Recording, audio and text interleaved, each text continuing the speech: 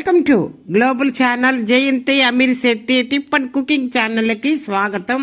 ఈ టిప్ నచ్చితే లైక్ చేయండి, షేర్ చేయండి, సబ్స్క్రైబర్ చేయండి. మొదటగా ఈ ఛానల్ చూసేవాళ్ళు సబ్స్క్రైబర్ చేసుకోండి. ఇప్పుడు మనం ఒంటిమిట్ట ఆ రామాలయానికి ఆ పేరు ఎలా వచ్చిందో, అక్కడికి అందరి కళ్యాణం శ్రీరామనవమి రోజు చేస్తుంటే అక్కడ కళ్యాణం ఎందుకు శ్రీరామనవమి అయిన తర్వాత చేస్తారో ఇప్పుడు ఆలయ విశేషాలు తెలుసుకుందామా.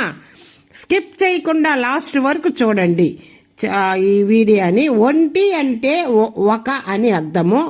ఒక మిట్ట మీద నిర్మించబడ్డ రామాలయము అవటం వలన ఈ ఆలయానికి ఒంటిమిట్ట రామాలయము అని పేరు వచ్చినదని అంటారు.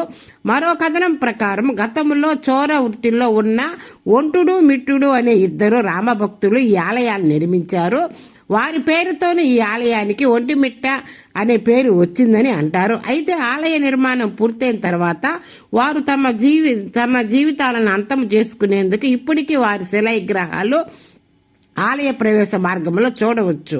ఒంటిమిట్ట క్షేత్రంలో గర్భాలయంలో ఆంజనేయుల స్వామి ఉండరు. ఆయన్ని కలుసుకోవడానికి ముందే సీతారామ లక్ష్మణులు ఇక్కడ సంచరించారని, అందుకని ఆంజనేయుల స్వామి విగ్రహము ఇక్కడ ప్రతిష్ఠింపబడలేదని కొందరు అభిప్రాయ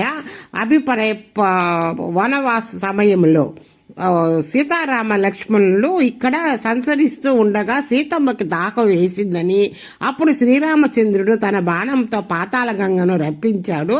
ఆ తీర్థమే రామతీర్థంగా ఇప్పటికీ అక్కడ ఉన్నది.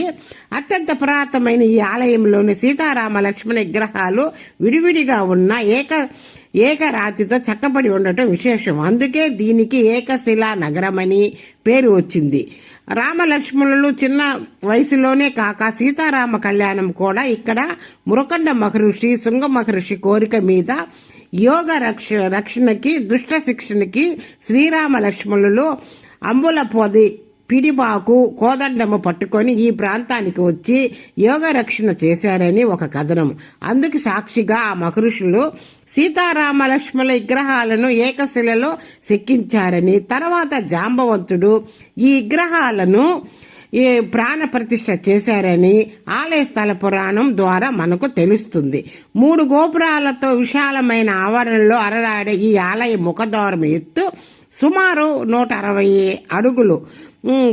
ప్రాప్తిపి చోళులు, విజయనగర రాజులు, మట్టి రాజులు ఈ ఆలయాన్ని 3 దశలలో నిర్మించినట్లుగా తెలుస్తుంది.